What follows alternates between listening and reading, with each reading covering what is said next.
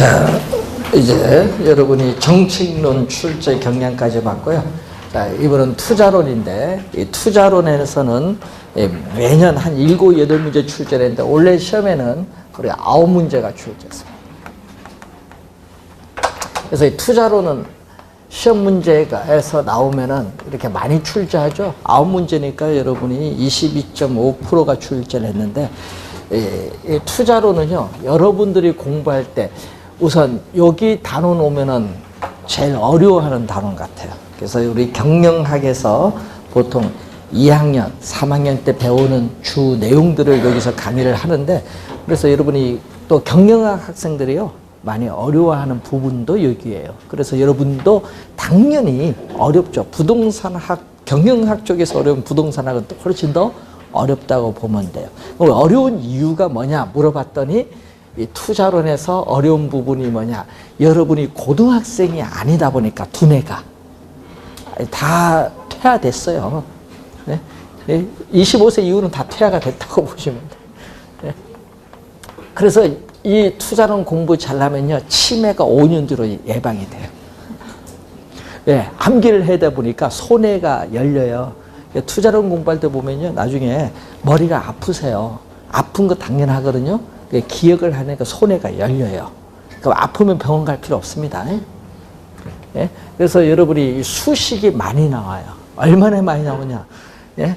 우리 한창 나중에 헷갈려요. 너무 많이 나오다 보니까. 그래서 한 30개 가까이 배워야 되는데, 그래서 이 수식이 너무 많다 보니까 여러분이 제일 어려워하는 단원 같아요. 그래서 이 투자론에서는 또 계산 문제도 또 많이 내요. 또 투자론에서는 계산 문제가 보통 4, 5문제가 나오는 또 단원이 또 투자율이다 보니까 여러분이 가장 어려워하는 것 같습니다. 그래서 이 투자론을 정복하면 개론은 고득점으로 갑니다. 자, 그럼 투자론에서 우리가 출제할 때는, 자, 부동산을 우리가 취득을 해야겠죠. 자, 부동산 투자는 부동산을 우리는 취득을 해서 일정 기간 우리가 보유를 합니다. 뭐 여러분이 5년 보유하다가 팔 수도 있잖아요. 운영하다가 뭘 한다? 처분을 하는 이 단계가 투자입니다. 그래서 부동산을 취득해서 보유기간 동안 운영하는데 여러분은 뭐를 얻고 있죠? 운영하면서 뭐 상가 점포일 경우에 뭐를? 임대료 수입을 얻고 있습니다. 그럼 이 임대료 수입을 우리는 전문 용어로 뭐라고 하냐면은 소득 이득이란 말이에요. 소득 이득. 전문 용어로. 그래서 시험 문제, 뭐 작년에도 소득 이득이 나왔거든, 지문에. 그럼 소득 이득은 보유기간 동안의 임대료 수입이다.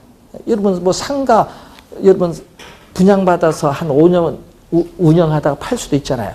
그럼 처분 시에는 뭐가 나오죠? 처분 시에는 부동산 가격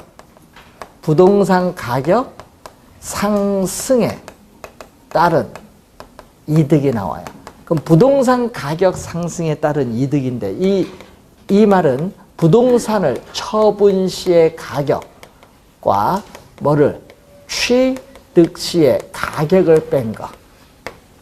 예? 세금이나 이자는 없다고 우선 보고 처분 가격에서 취득 가격 뺀 것을 우리는 부동산 가격 상승에 따른 이득입니다. 이걸 또 전문 용어로 뭐라고 하냐면은 자본 이득이란 말이에요. 그래서 부동산에 투자하면요, 보유기간 동안의 소득 이득과 처분 시의 자본 이득을 누릴 수 있는 장점이 있는 거예요. 그러니까 투자는 여러분 요거 하기 위해서 투자하는 거죠.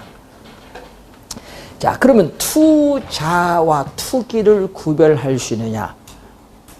구별하기가 어려워요. 내가 하면 투자, 남이 하면 투기예요. 구별하기가 어려워요. 그래서 여러분이 투자를 잘 해야 돼요, 부동산은. 그래서 여러분 우리나라뿐만 아니라 전 세계에서도요, 이 부동산을 모르면은 안 돼요. 그래서 외국에는요, 어릴 때부터 금융을 가르쳐요. 6살, 5살부터. 근데 우리는 금융은요, 대학교 들어와서 또 전공자만 배워요. 여러분 배운 적이 없어. 그래서 고등학교에 이번은 1학년부터 이 금융이론이 들어가요. 금융 지식을 가르쳐야 되겠다. 예? 그래서 그만큼 이 투자 금융 쪽이 여러분이 이제 평생 앞으로 살아가면서 많이 필요로 하는 용어들입니다. 자, 부동산을 취득을 하는데 총 투자 금액을 가지고 부동산을 취득을 해요. 그럼 총 투자 금액은 뭐가 있냐 하면요. 총 투자 금액은 내 돈이 있거든요. 내 돈을 자기 자본이라고 해. 자기 자본을 다른 말로 지분. 여러분 지분 투자한다 얘기도 많이 하거든요. 지분이 얼마냐. 자기 자본이고 내 돈만 있는 것이 아니라 부동산은 일반 상품과는 달리 가격이 비싸요. 고가의 상품이기 때문에 일정한 자금은 뭐다?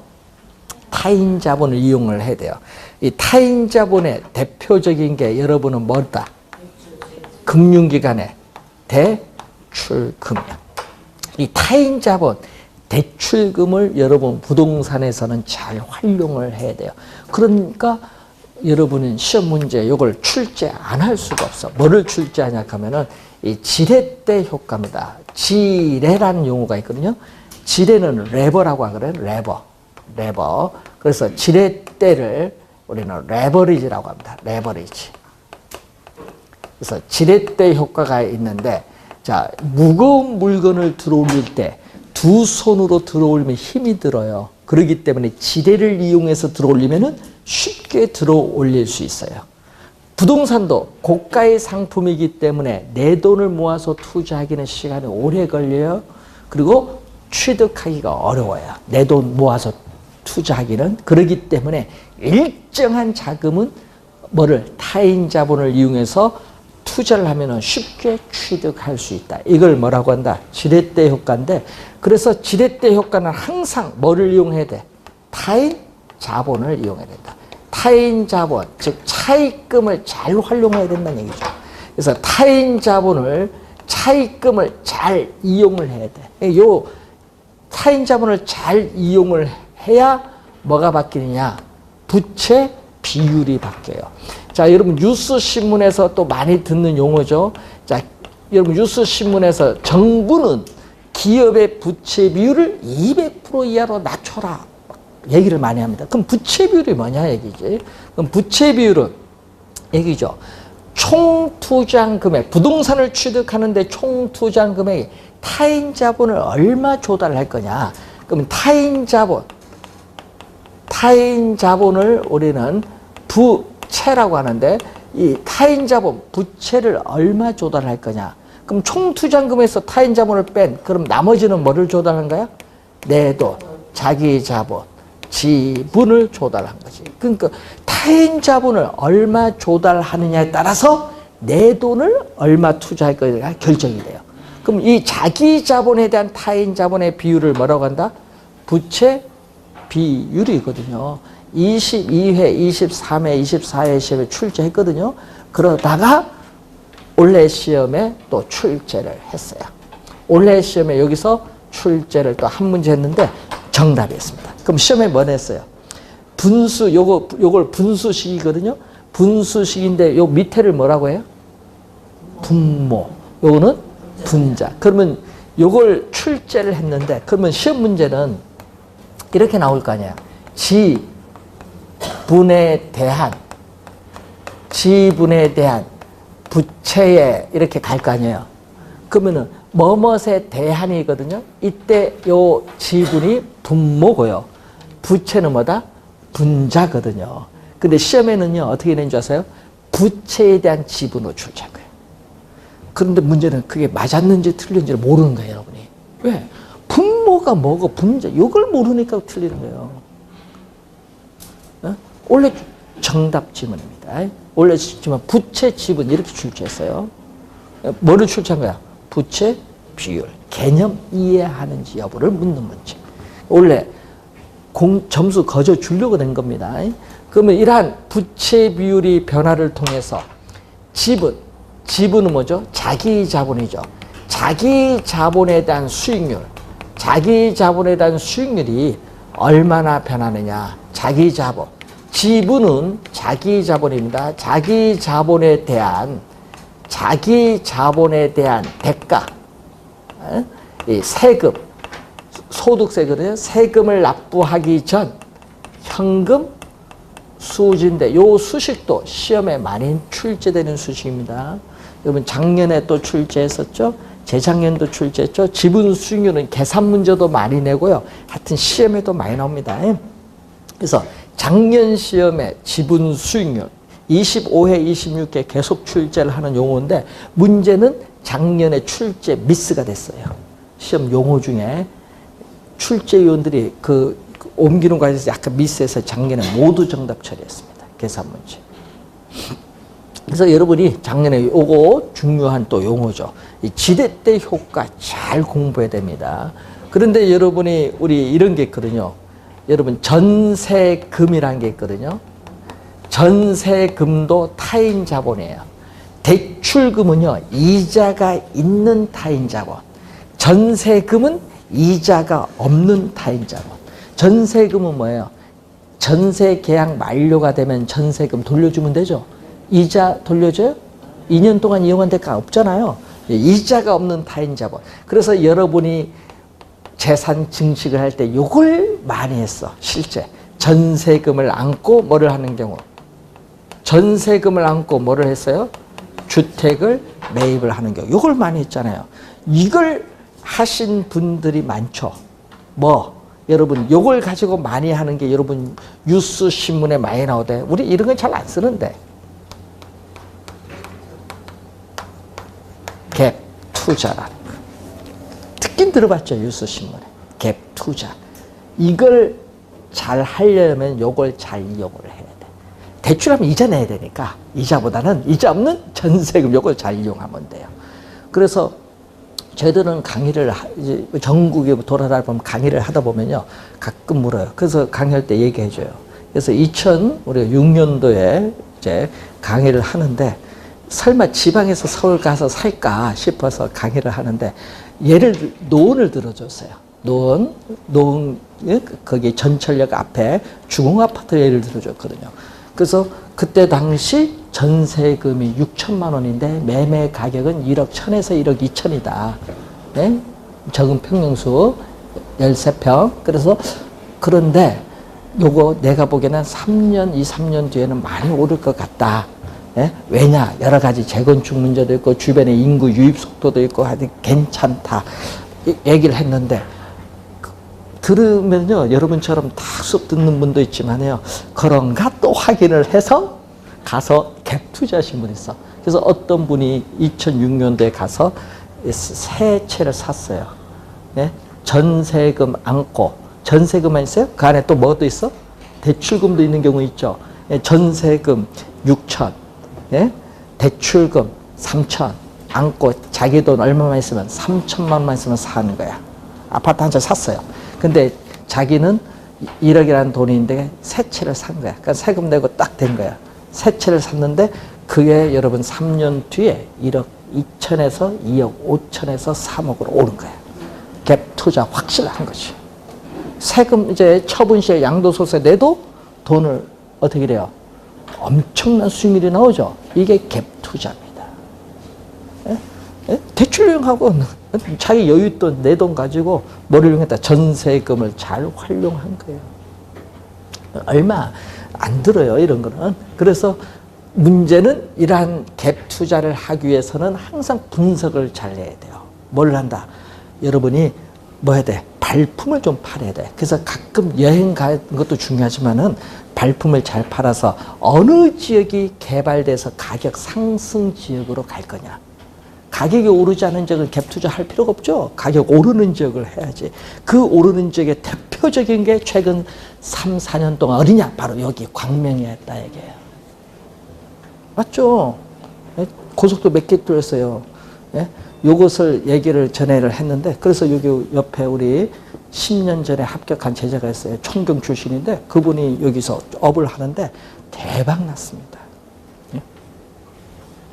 주공아파트 재건축하는데 옆에 있다. 예, 물건이요. 그만큼 그때 당시에 갭 투자라는 게 의미가 없잖아요. 근데 여윳돈 있는 사람은 은행에 정기적금 예금 넣는 것보다 여기 투자하는 게 더 수익률이 높다. 그래서 정기적금 좋아하시는 분은 돈을 못 벌어. 못 벌어요. 그래서 재산 증식의 제1수단이 우리나라는 그래도 뭐다? 부동산이다. 아직도 안 늦었습니다. 예, 부동산을 살 때는 아까처럼 잘 사야 돼요. 우리 모 교수님처럼 가격도 안 오르고 맹지 이런 데 사서 지금까지 마음고생 하신 분도 있습니다. 있어요. 충청남도 금산에 따서. 그래서 골치 아픈 거예요. 팔리지도 않고. 그것도 맹지. 가서 나무도 심어야 되고, 관리도 해야 되고. 그래서 항상 아까 상승할 수 있는 지역에. 그래서 항상 여윳돈 조그만 거 있잖아. 아까 3천만 원 거 있잖아. 한 조그만 돈 갖고 약간 벌 수 있으면 돼요. 연간 한 3천만 원 벌으면 한 되는 거지 뭐. 이런 걸 잘 해야 돼. 그래서 지렛대 효과를 우린 개론에 투자 가면은 거의 매년 출제하는 용어. 꼭 공부해 두셔야 됩니다. 그러면 투자는 미래의 불확실성의 투자니까 뭐가 존재해요? 당연히 위험이 존재하고 또 투자에 대한 대가에는 또 뭐가 달라요? 수익이 따르죠. 그럼 위험과 수익은 당연히 출제를 하지요. 그래서 매년 우리가 한 문제인데 올해도 위험에서 전형적인 문제가 하나 출제했습니다. 위험을 처리를 어떻게 할 거냐. 위험에 투자하면 위험을 처리, 관리하는 방법에서 원래 정답을 물었어요. 그래서 위험, 수익의 관계에서 출제를 우선 한 문제를 했고, 자, 그리고 또 여러분 이런 게 있거든요.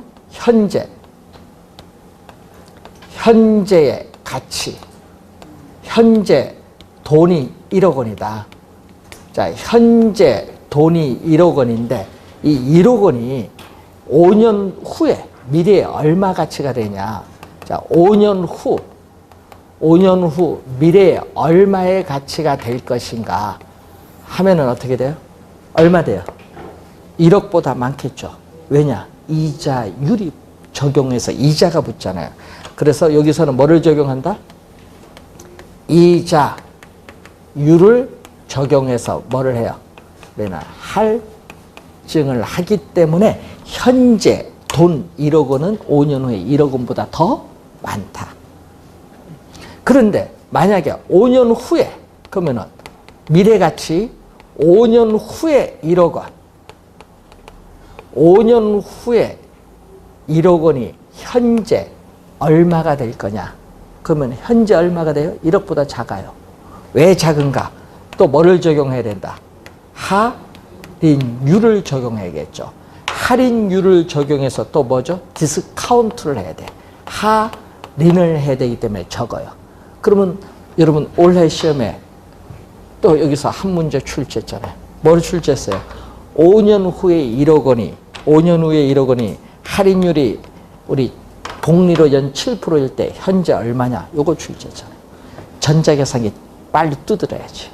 답 5초면 나오잖아요. 전자계산기 두드리면 바로 답 나오는데. 예? 그래서 1억 나누기 해서 딱 누르면 이제 나오는데 문제는 이걸 원리를 묻는 문제잖아요. 공식 암기하고 필요가 없어. 원리를 이해하면 돼. 그래서 현재 돈이 미래로 갈 때는 이자율을 적용해서 할증이 되고 미래의 돈이 현재로 올 때는 할인율을 적용해서 할인을 합니다. 그러면 현재 1억 원과 5년 후에 1억 원 하면 어디가 많아요? 현재 1억 원이 더 많지. 왜? 5년 후에 1억 원은 할인하면 1억보다 적잖아요. 그래서 이 관계를 묻는 문제를 우리선 출제를 합니다. 계산 문제죠, 당연히. 화폐, 시간, 가치입니다, 이게.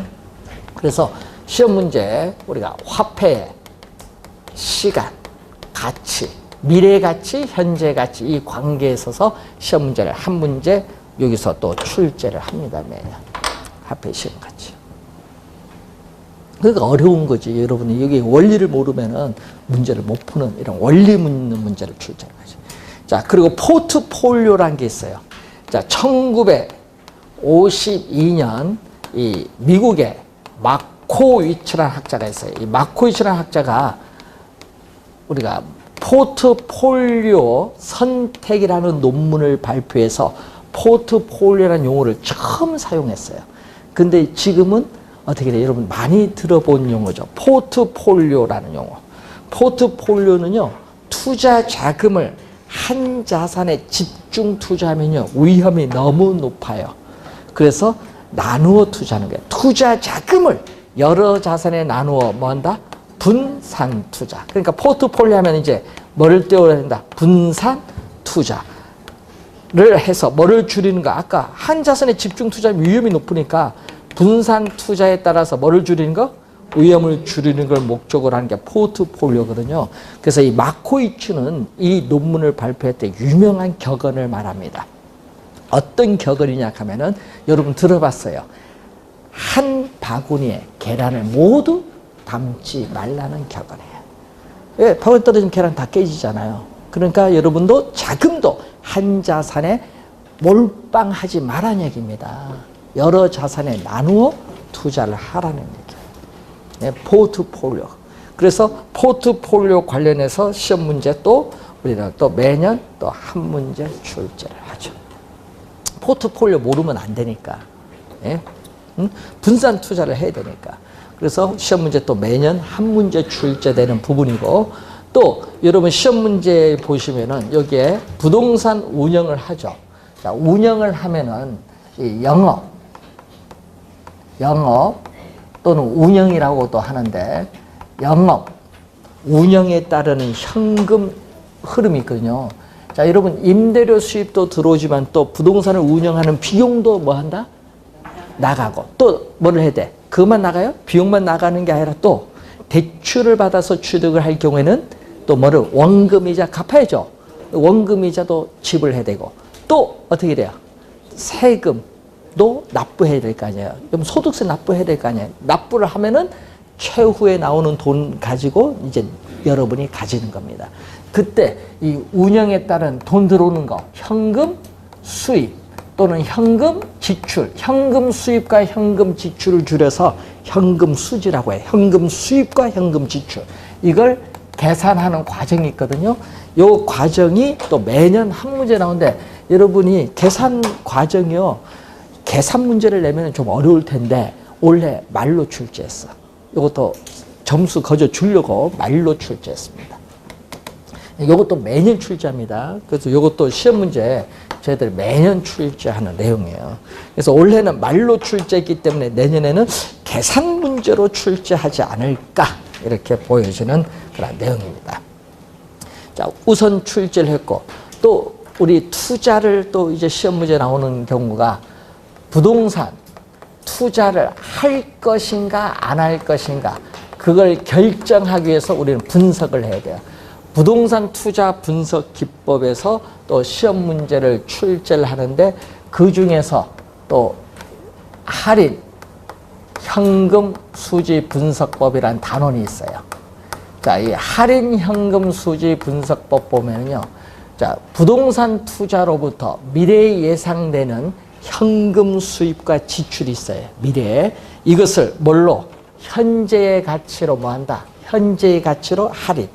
현재의 가치로 뭐를 해? 할인을 해서 투자 결정을 하는 방법입니다. 그러니까 여러분 투자의 판단 시점은 무슨 시점? 현재. 그래서 여러분 투자를 할 것이냐 안 할 것이냐 판단은 항상 무슨 시점에서? 현재 시점에서 판단을 해요. 그러니까 미래의 현금 수입 지출은 항상 판단을 하기 위해서 뭘로? 현재의 가치로 뭐 해야 된다? 할인을 해야 된다. 그래서 할인 현금 수지 분석법에 관련된 내용에서 원래 한 문제 또 출제를 했고, 또 그 방법에 세 가지가 있어요. 순, 현재, 가치법, 그리고 수익성, 지수법, 그리고 내부 수익률법. 요거 세 가지가 종류가 되는데, 여기서 올해 시험의 개념들을 가지고 또 시험에 한 문제, 요 세 가지를 묶어서 또 개념을 가지고 한 문제 출제했어요. 여러분 계산 문제 출제한 것이 아니라 말로써 출제를 했어요. 원래 계산 문제 나올 텐데. 그래서 올해는 좀 쉽게 냈어요. 계산 문제도 아니고 말로써 출제했으니까. 자, 그리고 또 이 정통적인 분석 기법의 회수 기간법, 또 회계적 수익률법인데, 올해 시험에는 회수기간법을 출제했어요. 올해 시험 요거. 회수기간 개념을 알아야 되거든요. 자, 현재 투자한 금액 회수입니다. 그래서 여러분 투자로부터 미래에 예상되는 현금 수입을 가지고 현재 투자한 금액을 모두 회수하는 데 소요되는 기간이 회수기간법이에요. 그래서 작년 시험에 농담 삼아서 그림을 하나 표를 그려줬는데 요 내용이 바로 출제해버렸대요. 예? 답도 똑같이 출제해놨대요. 현재 돈 마이너스는 돈 나간 겁니다. 나간 거. 그러면 현재 5억 하면 어떻게 돼요? 현재 돈 5억이 뭐 마이너스 나간 거 현금 지출이야. 현금 지출했다는 것은 투자했다는 거죠. 그럼 돈 들어오는 거 어떻게 돼요? 1년 차, 2년 차, 3년 차, 뭐 4년 차 이렇게 가겠죠. 그럼 1년 차에 1억, 2년 차에 2억, 여기에 3년 차에 2억, 1억 할까요? 1억, 여기서 2억. 그러면 얼마? 5억 회수한데 몇 년? 요거 합치면 3억, 4억. 여기서 뭐? 1억만 회수하면 되겠죠. 여기서 1억 회수하면 요거 다 합치니까 얼마? 5억. 그럼 5억 회수하는데 몇 년 걸려? 1년, 2년, 3년. 몇 년? 2억, 1년 동안 2억이니까 반, 1억 회수하면 6개월이죠. 그럼 답은 몇 개월? 3년? 6개월. 올해 출제 문제. 간단, 뭐 5초도 안 걸려. 표 다 조졌어. 빨리 이거 3개만 하면 돼. 그걸 올해 출제한 거예요. 점수 거저 주는 문제입니다. 예. 결국 무슨 거죠? 회수기간 개념을 알고 있는가 보는 거예요. 예. 자, 올해 출제 문제고, 그리고 또 어림. 여러분, 소규모 부동산에 있어서 어림잡아 얼마 우리 하죠. 대충 구할 때 우리 활용하는 어림세법이 있는데, 자, 어림세법은 매년 출제를 하는 문제인데 올해는 거기서 출제하지 않고 여기서 2문제를 출제했어요. 자, 회수기간법 1문제 출제를 했죠. 그래서 투자분석기법에서 5문제가 출제했습니다. 여기가 제일 많이 출제해요. 투자할 거냐 안 할 거냐 판단해야 돼요. 근데 비율분석법에서 원래 얘기한 내용이 다 출제를 하는데, 여러분 뉴스 신문에서 많이 듣는 용어가 LTV, 대부 비율. 부동산 가격에 대해서 대출을 얼마 정도 해줄 거냐. 그리고 또 뉴스에서 많이 또 듣는 용어 DTI, 총 부채 상환 비율. 시험에 요 2가지를 묻거든요. 이 2가지 대출 승인 기준을 가지고 이 2가지 대출 승인 기준을 모두 만족시켜주는 대출 가능한 최대 금액 얼마냐, 이런 걸 묻는 걸 출제하는 거예요. 금융기관으로부터 대출 받을 때 대출 가능한 최대 금액 얼마냐, 요걸 묻는 문제를 출제를 올해 했어요. 전형적인 문제거든요. 올해는 규제를 강화했기 때문에 당연히 여기서 출제를 한 거죠. 뉴스 많이 나왔잖아요. 그리고 또 매년 출제되는 용어 중에 요거죠. 올해 요것도 1문제 출제했어요. 답은 쉬웠습니다. 부채를 감당할 수 있느냐, 요 비율을 묻는 개념을 올해 또 출제했습니다. 그러니까 여러분 여기서는 계산 문제죠. 지금 계산 문제는 여기서 계산 문제고, 예? 그리고 나머지는 계산 문제 여기서 하나, 여기서 하나. 계산 문제는 2개 출제했고요. 나머지 3개는 전부 말로서 출제했습니다. 예? 그래서 원래 투자론 계산 문제 별로 안 냈거든요. 하나, 둘, 여기서 뭐 하나, 3문제가 계산 문제예요. 그래서 원래 9문제 중에 투자론에서 계산 문제가 3문제예요. 작년에는 투자론에서 계산 문제 4문제 냈는데 올해는 하나 적고 문제 3 다 쉽게 출제했어요. 투자론에서. 그러니까 올해 문제가 어렵진 않았다는 얘기죠. 투자론에서 계산 문제가 쉬웠으니까. 작년에 비해서 워낙 쉬웠습니다. 계산 문제. 자, 투자론 받고 금융이론은 어떻게 돼요? 그럼 금융이론은 금융은 자금을 융통받는 걸 금융입니다. 그래서 자금을 융통받는데 여러분 대표적으로 누구로부터 융통받아요? 금융기관으로부터 융통을 받죠. 그러면 금융이론에서 핵심은 뭐냐? 예? 금융이론에서 올해 보통 4문제 정도, 여기서 7, 8문제면 여기 4, 5문제 나오는데 올해는 3문제 출제했어요. 투자, 금융 합쳐서 출제 이론들은 12문제 30% 출제합니다. 투자, 금융 합쳐서 30%입니다. 그러면 이 금융이론에서 출제를 할 때는 뭐를 출제할 거야? 항상 여러분 대출 받을 때 고정금리로 대출 받는 것이 유리할 것이냐? 아니면 뭐죠? 변동금리로 대출 받는 게 유리하냐? 이런 걸 잘 봐두셔야 돼. 항상 대출 받을 때는. 우리나라 1,400조라는 주택담보대출의 약 91%가 무슨 대출?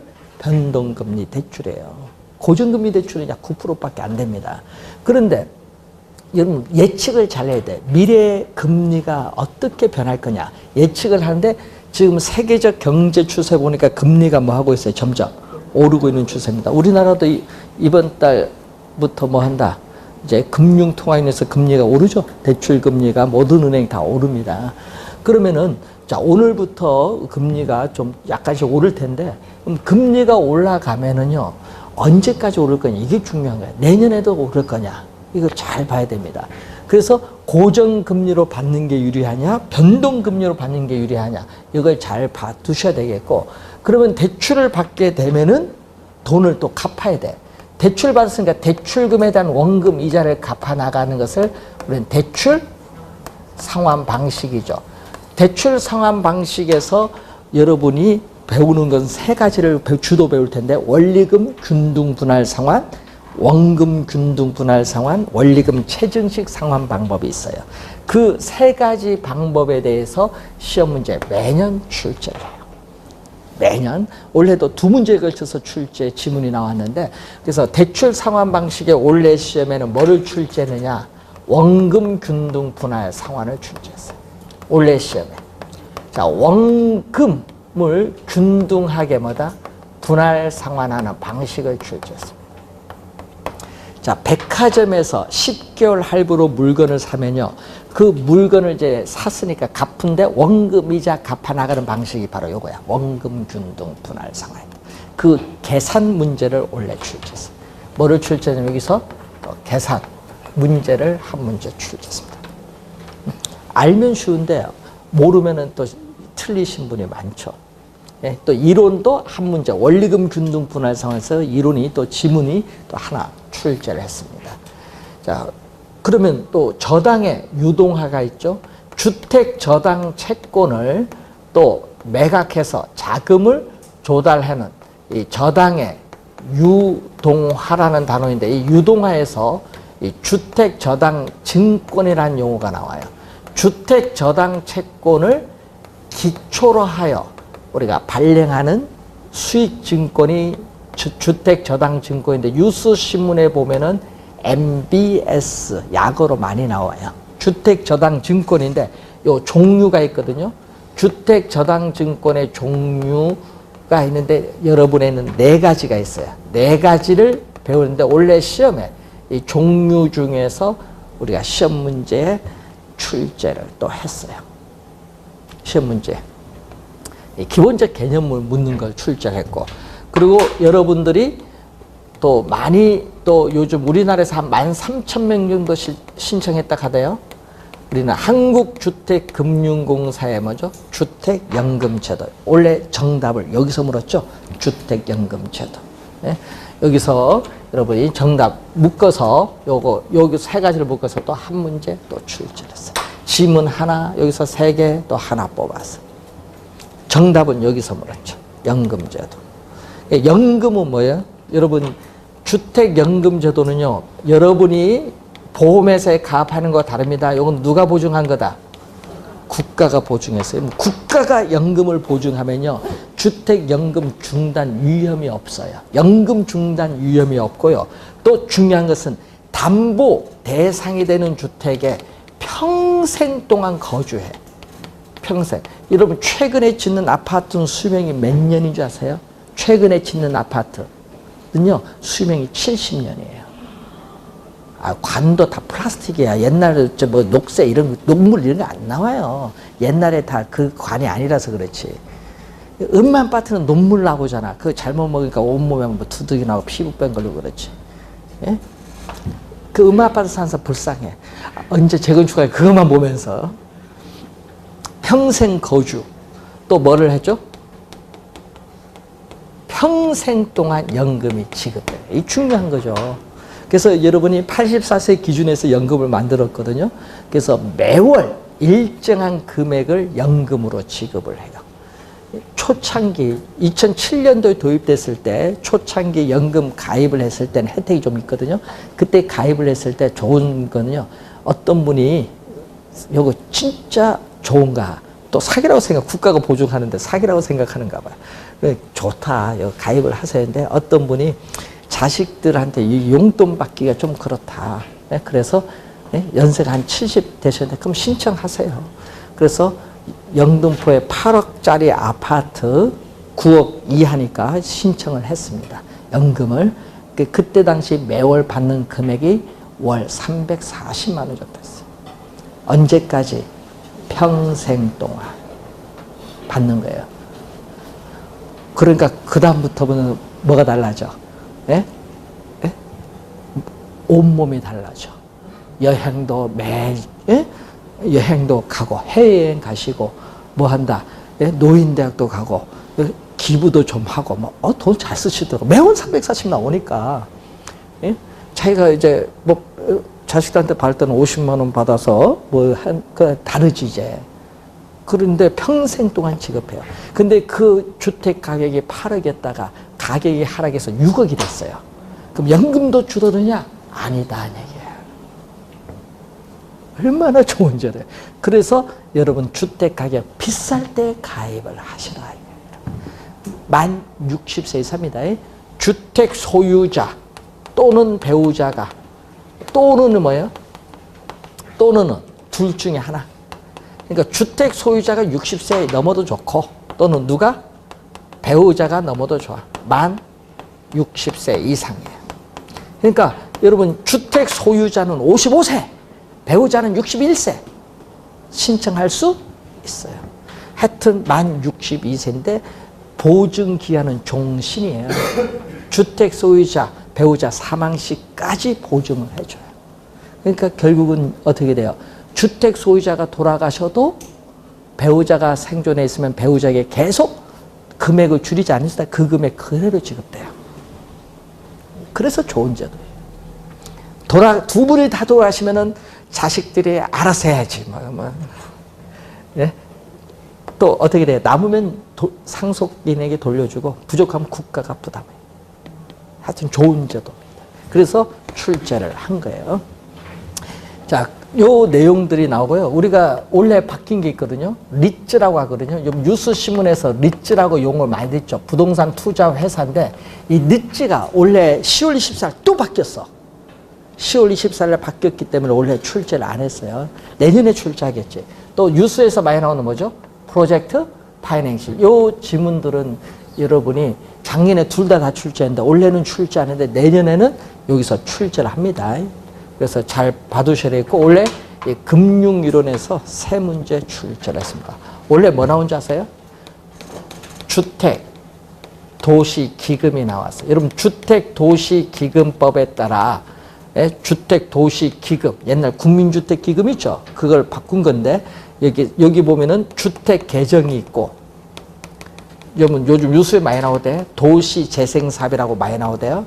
도시 개정 두 가지가 있는데 이때 주택 개정에 주택 도시 기금의 돈을 주택 개정에 쓸 때 어떤 거 쓰느냐 용도를 물었어요. 당연히 뭐 국민주택이라든지 국민주택 규모에 있어서 여러분이 건설을 지급한다든지 뭐 여러 가지 돈을 써요. 여러분 주택 구입 자금을 지원해 준다든지 개량하는 데 지원해 준다든지 여기 쓰는데 이걸 원래 출제했습니다. 요거는 틀릴 수가 없어요. 요거는 상식적인 내용입니다. 국민주택 규모 이하만 지급합니다. 이상에서는 지급 안 하죠. 그게 원래 정답이었습니다. 그래서 여러분이 시험 문제 원래 그래서 세 문제 여기서 출제했습니다. 자, 그리고 부동산에 있어서는 개발 관리에서는 개발이죠. 자, 부동산 개발은 미래의 불확실성에 어떻게 해요? 개발을 하기 때문에 위험이 존재하죠. 그래서 개발에 따른 위험이 또 상당히 중요한데 올해 시험 문제 작년에도 출제했지만 올해도 또 출제했어요. 개발의 위험. 예? 부동산 개발의 위험에서 출제를 우선 한 문제 있고, 또 개발에서는 또 금융과 연결시켜서 나온 문제가 있거든요. 민자 유치하는 게 있거든요. 우리가 TL, BTO. BTO는 또 3년 전에 출제했는데 또 출제했고, 작년에 BTL 나왔는데 또 올해 또 출제했어. 그래서 민자를 유치해서 개발하는 거. 자, 민간의 자금을 유치를 해서 민간 사업자가 개발을 하는 방식인데 항상 순서대로 가는 거죠. 민자를 유치해서 민간 사업자가 건설해서 준공을 한 후죠. B는 빌드, 준공한 이후에, T는 트랜스포, 소유권을 국가 또는 지방자치단체에 소유권을 이전해요. 그리고 그 시설을 국가 또는 지방자치단체가 리스를 해서 사용료를 민간 사업자에게 지불하는 방식이에요. 요거 원래 출제했고, 또 준공해서 국가 또는 지방자치단체에게 소유권을 이전하는데 또 약정한 정해진 기간 동안에 누가 민간 사업자가 시설관리 운영권을 가지고 있죠. 시설관리 운영권을 가져서 그 시설을 어떻게 운영함으로써 수수료를 받아서 사용료로 받아서 어떻게 돼 투자한 자금을 회수하는 방법. 순서대로 지금 말로 나오죠? 그럼 순서대로 읽어가면 돼요. 그래서 올해 시험에 또 출제했어요. 요즘에 정부가 돈이 없다 보니까 사회 간접 자본 시설 투자를 민자 유치해서 많이 하는데, 그래서 여러분이 알아둬야 되겠다 얘기죠. 뭐 여러분 천안 논산 고속도로, 인천공항 고속도로라든지 여기 뭐 많잖아요. 예술이 정대 밑에 지나가는 그것도 민자 유치. 또 뭐도 여러분 여기 강남 순환고속도로 뒤에 있죠, 새로 개통된데 이것도 민자 유치. 다 민자를 유치하는 겁니다. 자, 그런 것을 한번 확인을 해 두시는 용어 출제했고, 관리도 매년 한 문제라는데 원래 출제 않고요. 또 목표로 하는 시장에 도달하기 위해서 우리는 마케팅 전략을 수립하는데, 이 전략에서 또 매년 한 문제 나오는데 올해도 또 출제했습니다. 그래서 개발 마케팅 전략 관련해서 시험 문제 몇 문제? 또 3문제 출제를 했습니다. 4문제가 평균 나오는데 올해는 3문제. 좀 더 쉽게 나올 때는 6문제 정도. 그래서 올해 3문제 출제 개발 관리에서 했고요. 그럼 부동산 평가에서 6문제 정도 나오는데 올해 시험 문제는 7문제를 출제했습니다. 많이 출제했죠. 6문제 평균인데 올해 7문제. 그래서 그 내용 중에서 항상 여러분 나중에 공부할 때는요, 감정평가에 관한 규칙이 있어요. 이 감정평가에 관한 규칙에 보면요, 제2조가 있어요. 제2조에 보면요, 우리는 평가에 관련된 용어가 나오거든요. 이 용어 설명이 시험 문제에 우리가 출제. 이거 보통 2년에 한 번 정도 하는데 원래 또 출제했어요. 요거는 용어만 한번 읽어보면 바로 맞춰요. 한 문제 나왔고, 또 물건별 평가. 자, 여러분이 토지, 건물, 건설기계, 항공기, 자동차 어떻게 평가할 거냐.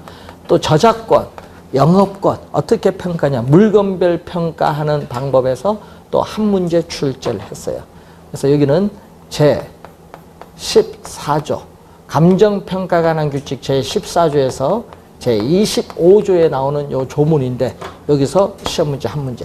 요거 답 바로 나옵니다. 5초도 안 걸려요. 상당히 난이도 합니다. 요 2문제는요, 난이도 하로 출제한 거예요. 그리고 부동산 평가에서 원래 저희들이 출제 원래 된다고 했던 부동산 가치의 여러 가지 원칙이 있거든요. 그 원칙에서 한 문제 또 출제를 했고, 또 평가의 3방식인데 3방식이니까 여기서 또 3문제 출제했어요. 세 가지 방식에서 하나 3문제 출제했어요. 그리고 토지 가격도 공시하고 주택 가격도 공시하는데 그 2개를 섞어서 부동산 가격 공시에서 또 한 문제에서 총 올해 시험에 7문제 출제를 했습니다.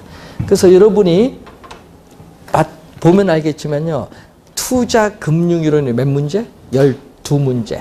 그리고 개발 관리에서 3문제. 15문제죠. 그리고 평가에서 7문제니까 22문제가 여러분 2교시에 설명한 게 22문제, 1교시 18문제인데 그래서 여러분 1교시의 18문제 중에서 여러분 16문제 정도 맞춰줘야 돼요.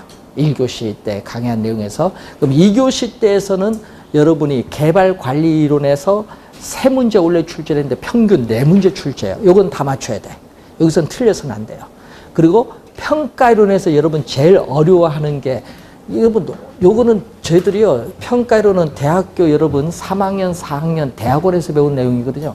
요거는 경제론에서도 가장 어려운 부분이에요. 그러니까 여러분 상당히 어렵게 느끼는데 특히 계산 문제가 나오잖아요. 원래 요 계산 문제 3문제가 여기서 출제했거든요.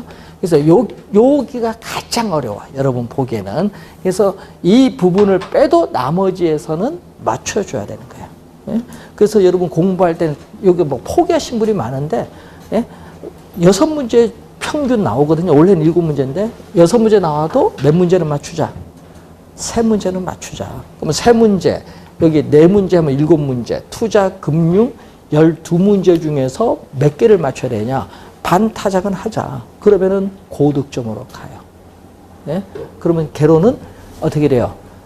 포기할 거 포기하더라도 몇 점? 70점 이상은 기본적으로 나와요. 근데 문제는 여러분이 나중에 강의를 할 때 출제, 왜 이게 원래 되느냐? 그 이유를 얘기해주면 그것을 우리가 표시를 해줘요. 또 여러분 잊어버릴까 싶어서. 그럼 그 부분은 집중적으로 공부를 하세요. 출제되는 거가. 왜냐? 그래서 여러분 40개 강의를 해드리거든요. 그래서 1, 2월 달 강의는 우리가 교재에 나와서 강의를 하는데 그 중에서 번호를 붙여드려요. 40개. 요 40개에서 출제를 하는데 그럼 요 범위에서 여러분이 8개는 포기해도 돼요. 아까 얘기했죠. 8개는 포기하고 그럼 나머지 32개에서 80점이잖아요. 거기서도 4개 포기할 여유가 있어. 예? 아니 여러분 40문제 중에서 8개 포기하면은 32문제 요 포기하면은 또 몇 문제? 28개 맞아야 70점이잖아요. 그럼 70점만 또 4개를 포기할 수 있어. 그럼 4개를 포기한다는 건 여기서 28개는 완벽하게 공부를 해야 되겠다. 요거는 완벽하게 공부하고 12문제는 포기할 수도 있다. 그래도 여기는 또 틀리면 어떠합니까? 걱정할 거 없어. 요 12문제 포기한 것 중에 번호 한 번호로 써도 3개는 맞아. 걱정할 필요 없어요. 아니 그러니까 여러분이 왜 12개 찍었는데 다 틀리냐? 지그재그로 찍어서 그래 여러분은. 마음 편히 가지라니까. 한 번으로 찍어보세요. 요 2번 원래 12문제 2번 딱 찍으면 6개 맞았어. 그런 식으로 항상 여유 있게. 그래서 그것은 답 짓는 건 나중에 가르쳐 드려요. 답배열 방식이 있어요. 원래도 그렇게 강의했는데 다 풀지 마라. 다 완벽하게 공부하면은 찍는 거 답 찍어가면 거기서 반은 맞는다. 있어요. 그러니까 여러분 공부할 때는 항상 어떻게 돼? 12개는 포기할 수 있다. 그럼 여유 있게 공부하셔야 돼. 개론이든 민법이든 12개는 포기할 수 있잖아요. 그러니까 공부하다가 어렵다 하면은 제껴. 이거 잘해야 돼. 이거 제끼는 걸. 그게 중요한 거예요. 다 공부하려면 시간도 오래 걸리고 공부할 게 많아요. 개론 민법. 그러니까 포기할 걸 먼저 여러분 일요일 강의 들으시면서 보면서 아 요거는 내가 포기해야 되냐. 그 2월달 딱 수업 끝나고 그 다음부터 생각을 할 때 포기할 부분, 공부해야 될 부분. 예? 그렇게 정해서 그걸 한 4, 5월까지 하면은요 합격합니다. 왜? 5월까지 민계공을 해야 될 거 아니에요. 그럼 6월 넘어서부터 뭐 이제 7월, 8월 문제풀이 들어가면서 2차 준비하면 동차 합격이 됩니다. 수업에 빠지면 안 돼요. 그 중개사법, 공시세법 수업 빠지면 안 돼요. 듣다 보면요 민법이 되면 공시법이 돼요. 등기법이 되니까 세법이나 다른 용어도 쉽게 들어와요. 민법이 되면. 그러니까 여러분이 5월까지는 민법 개론에 거의 줄을 두고 공법도 같이 공부해야 돼. 공법도 다 하려다가 머리 터집니다. 예? 예? 공법 여러분이 공부 해도요 100점 못 맞아. 아까 80점 목표 그것도 못 맞아. 그러니까 70점 목표해서 포기하고 빡 제껴놓고 맞춰야 돼요. 그래서 여러분이 그 공법도요 다 공부하려면 안 돼요. 그것도 법조문이 2,500개 넘어요. 그래서 공부하는 분야가 다 있습니다. 자, 그래서 여러분 공부할 때 민법을 70% 공부해야 돼요. 비중을. 개론은 몇 거? 30%. 여러분 개론은요 많이 공부할 필요가 없어. 비중은 어디 둬야 돼? 민법. 민법에 70% 두고 개론은 30% 정도 두어서 1차는 이런 비중에서 공부하고, 공법은요 가끔 일주일에 한 번 강의 듣는 걸 토요일 일요일에 한번 배운 거 한번 읽어보시고 용어 정도 귀에 읽으시면 돼요. 자, 그렇게 정리하시면은 원래 쉽게 합격하실 겁니다. 자, 합격은 뭐다? 공부 안 할 걸 빨리 버리는 게 합격의 지름길입니다. 다 공부하면 안 됩니다. 그래서 여러분들이 이제 오늘 나눠드린 내용 중에 포기를 해야 되지 않을 부분, 오늘 2개째를 이제 해야 되는데, 부동산학의 기초 이론의 총론이죠. 이 기초 이론의 부동산학 기본 원리에 대해서 우리가 잠시 쉬고 3교시 때 강의를 하도록